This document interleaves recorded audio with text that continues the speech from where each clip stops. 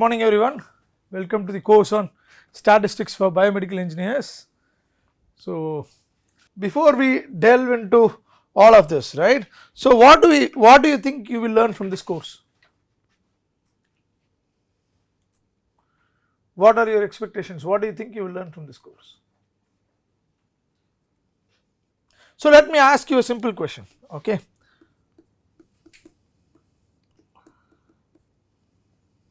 What is this? What mean? Sample mean. What is this? I mean you say this is average or mean, whatever, right? But what is this? Is it, somebody said sample mean, right? What is a sample? What is a sample? If there is a sample mean, is there something else? Is there some different mean exists? Population mean, what is that? Within the population we are taking some samples and we are taking that. Okay.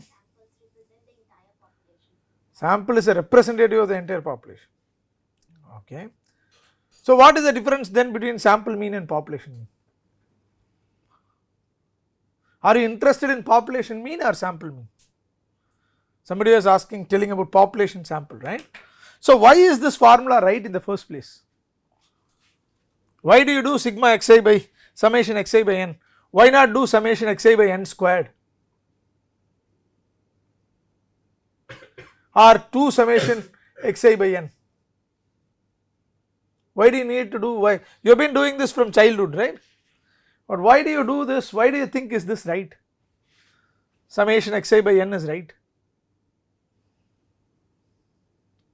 Any reason? Any reason to believe that this is right? What is the basis? So this formula just has a meaning of just the center, is that all? This gives you some average, right? Something like you have summated divided by n. What is the significance of this? Why do you do this? What is the significance of this? You understand my question, everybody? We did summation xi by n, which you all know, right? But what is the importance of this? Any reason, any idea? Given a data, irrespective of biomedical, irrespective of polymers, electronics, you take data, the first thing you do is what? You are all at master's level. When you read a paper, what do they say? The average value is something. What is the meaning of an average? The closest value for all observations in the sample. Not at all. So what is the class average of this age? Average age in this class? Huh? 22, 23, keeping me also inside. Huh? I am 38. So what do you think, the class average will be 22? I would have pulled it on the one side. If I bring my son here, what will happen? So what is closest here? Is 25 closest representative of this group? Definitely not. I am an outlier, right? So mean gets affected by outliers. So how can you say mean is the central value, mean is the closest value? It is not. So what is the significance of mean? So these are some of the questions which we will answer systematically, okay. So this course we will not only talk about statistics, we will talk about probability, okay. We will talk about probability distributions and we will learn why learn probability. Have you ever wondered why to learn probability?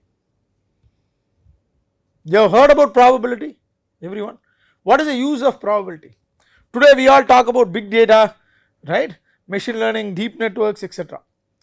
Then why are we worried about the probability of an event?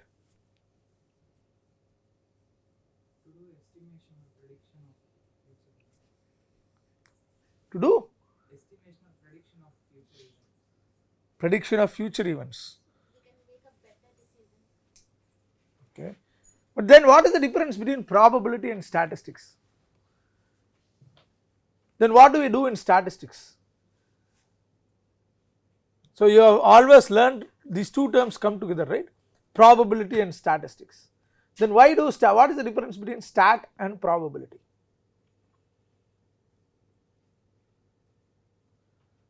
Right. So see, we will look at systematically all these questions. Okay. So that is what we will first learn. We learn why statistics, why to do probability, what is the connection between probability and statistics, and then start worrying about estimating. So one of the things, so if you ask, let us say biomedical engineering, right, most of you. So if you do clinical trials, what is something which you wanted to prove in clinical trials? What is of interest to you? In clinical trials, let us say I have come up with a medicine for migraine, right, to cure migraine or effectively address migraine. What do you expect from a clinical trial? Why do you do clinical trial, and what is your expectation in clinical trial? This is a common question, right? So somebody came up with a medicine. So the best example is COVID, right? I mean, let us say you have a Covishield. What is it in COVID clinical trial? What do you want to prove from a Covishield clinical trial? High efficacy. Huh? Efficacy. What do you mean by that? High, what do you mean by that? High is a quantitative word, qualitative word. What does high efficacy mean? Finally, it has to boil down to numbers. So what do you want to show in a clinical trial? Ideally, let us say Covishield, forget ethics, etc. Ideally in a clinical trial, what do you want to show for Covishield or Covaxin? I am sure every one of you here took the vaccine, otherwise you would not be here right now. But what do you want to prove from that? What did the company wanted to achieve actually? What is the objective of the vaccine? Huh? What is the objective of the vaccine? When you are exposed, you should not be able to, you should not contract COVID, right? Simple. If I keep aside ethics for a moment, what is it I should have tested? I should have administered the vaccine and then exposed them to the COVID coronavirus and then said how many of them actually contracted. But can I do it on a billion people? Our globe is around 7 billion more. Can I do it on all? Then your clinical trial itself would have covered all and you would not get any money in the first place, right? So what do you want to do? Let us take this simple example for a moment and understand. So what do you want to do now? A company comes up with a drug, wants to test it, wants to get an approval that it can be sold and wants to prove that it is highly efficacy, and not only that, side effects, right? You want to know that there are no significant side effects, right? And you want to mark if there are, what are the side effects, is it tolerable, etc., right? From a layman sense, I am not even getting into all the pathways, etc. From a layman sense, if I take the medicine, what is my objective? It should address my concern and it should not give any other side effects. Now this is, if I just want to test this, what do you want to do? For Covishield, what would you do? Suppose you were asked to do this, what would you do? Is it only one group? First let us start, there is 7 billion population, right? How do you start from there? How do you choose the numbers? How many are you going to test? Can I do it in 20? Just 20 people? Can I do it in 2 billion? 2 billion? Not affordable. 20? Too small. Can I do only in women? Men alone? No. Caucasian? Just in Caucasian? No. Hispanic? Asian? No. So there are too many, what do we call it as, factors that would confound your results, right? So I have to list down what are the factors that will affect the efficacy of the drug itself. So, it should be able to work across people, across age groups. Now, what is the dosage? That is a very important question. Can the dosage be same for an adult and a kid and an aged person? Who can take, if there is a prior history of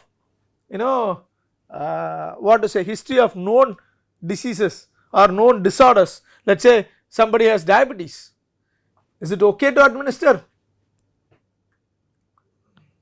Do we have a, you need to test, right? So, those, see, some of them you will get to know when you develop a drug, because there are known pathways that will say that diabetes person cannot take this drug because it will interfere with his other.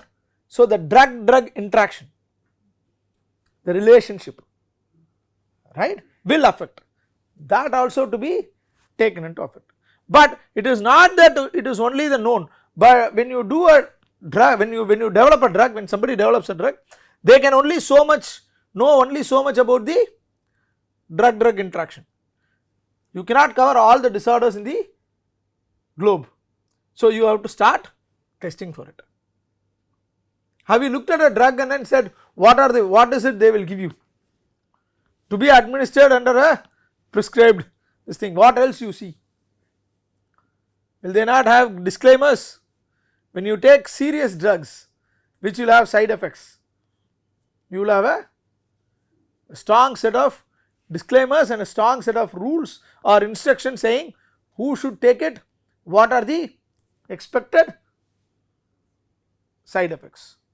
Sometimes you take it because the side effects are smaller compared to the effect of the drug itself. It is not that every drug will come without side effects. So, if you say the best example is treatment for neoplasms, which is cancer, right, technically put it is a neoplasm.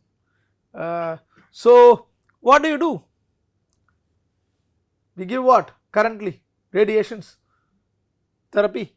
Does not have side effects, but the side effects outweigh the the main risk a person has, a patient has, and therefore we still go with the treatment. Now, the dosage becomes important, right. So, to quantify all this, you need to study the effect on the samples, right, and then derive quantitative numbers saying this drug is 95% of the time, no drug will work 100%. Does it ever happen? No disease also kills 100%. There is no known disease which will have an 100% mortality rate. No known disease, including rabies. Rabies is considered to be the most deadly disease ever known to mankind. I do not know, because if you think Ebola, etc., blah blah blah, they are all 50-60%. Rabies has the worst 97+%. Still it is 97+, it is not 100. You understand? There is no known disease which is 100% fatal, and there is no known drug which is 100% efficacy, including vaccines which are tested. So, polio vaccine very highly robust today, in the sense most likely to work, but most likely, not 100%. So, you want to come up with numbers, how much is my efficacy, is the risk outweigh, does the risk outweigh the the use, or is the use outweighs the risk, right. There are many drugs which were invented but were given up, okay. So, a classical example is one of the drugs which was used for reduction of weight, okay, 1940s, not now, 1940s, like you take the drug, I forget the name of the drug, you take the drug, you lose weight, you do not need to do anything, it is like a free lunch, you eat whatever you want, you will lose weight, guaranteed to lose weight, It was reaching a fame to a great extent that people started using it in the US and were very happy. What happened is the side effect is cardiac arrest. There is no free lunch theorem, right? The side effect is cardiac arrest, many people died.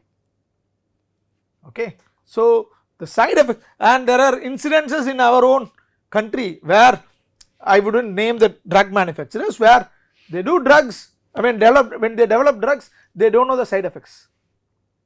So, women went working in the drug manufacturing facility. It turned out that the drug, when it is just even small bit is exposed, they can never parent once and for all, for lifetime. Nobody knew about it, right. So, understanding the interactions and quantifying them and quantifying the risks and quantifying the efficacy plays a major role, right. That is one of the best use cases that I could give for a clinical trial. So, one of the best use cases I could give for Y statistics, right. It comes across disciplines, that is a very different story, but just in biomedical, right, when you take devices, right. So, you all heard about today medical devices play a major role, right. The medical devices market today is much bigger than what? The drug market actually, and it is going to grow steeply, the medical devices. But if you look at regulations, both in India it is just in nascent stages. Even in the US, there is not absolutely a strict regulation for medical devices. You can go check a Netflix documentary on medical devices. It is Bleeding, I forget the name, it starts with Bleeding. Okay. So, the interesting part is you can get an approval for a medical device based on, if you prove that this medical device is similar to some other medical device which got approved, then you do not need to do a large scale clinical trial. You see what I mean? So, you come up with a device and you prove somehow that this device is similar to whatever is approved earlier, then you do not need to conduct a large scale clinical trial. This was earlier, this was the regulation. I think, I do not know whether they recently changed, and up until 2019 this was the regulation. Okay. So, what happens, a device was, clinical trial was conducted in 1970, let us say. 72 a device came mapping it to 70. Now 75 device came mapping it to what? 72. Now 2010 will have, or 2020, the device will have no relationship with 1970, but still it was got approved because somehow the path is established. So, there is absolutely a very less clinical trial for medical devices. Result, I will tell you, there was a device which was developed so that women does not get pregnant, and earlier it used to be a big problem to actually do this. They came up with a very simple device, just like a few rings attached somewhere. Okay. Now people got it, that company shot to fame in a short span of time because it was a big deal. Women were very happy, just 10 minutes job. Okay. Now many had it. The only catch 22 here is, the company knows only to fix it, they cannot remove it. It's not, I am not talking about something funny. I mean, if you go through the documentary, you will see how many lives suffer today. There is no end to it because you cannot pull it out. Meaning what? It is located in such a complex region that nobody can pull it. And because it is ring or materials, it breaks down. If it breaks, it creates pain for life. Many suffer and there is no cure. Why? Because they cannot take it out. It stays inside for forever. And there is a big community now fighting and suing the company. That is it. Right. So, once forever that stays in the body, you can never pull it out. Such a, and who gave the approval? What was the clinical trial done? If it was clinical trial was done properly, what would have happened? You would have written a protocol. And what would the protocol say? Because in clinical trial, you just not only administer, but you have to bring them back to normality. You would have immediately thought about how to retrieve it back. They did not think about it because they never bothered to write a proper protocol. They know that this can be gotten approval easily. See the effect, right? So this was a device, still people are fighting to do about this, what to do with this. Okay, you cannot pull it out, it breaks, people get pregnant even after that. And then the only solution they say is to add more, because they cannot pull it out. And such is the case, I am not, no, it is about million people, I am not talking about hundreds, 200s, a small sample. Million people got into this trapped. Okay. So this study of clinical trials and samples and analyzing the efficiency of each and every biomedical equipment or a device or a a drug is one of the utmost important thing in this field. Okay. And that is where you encounter the stats. Okay, I will show you many examples, but I just wanted to begin with this so that you all understand the importance.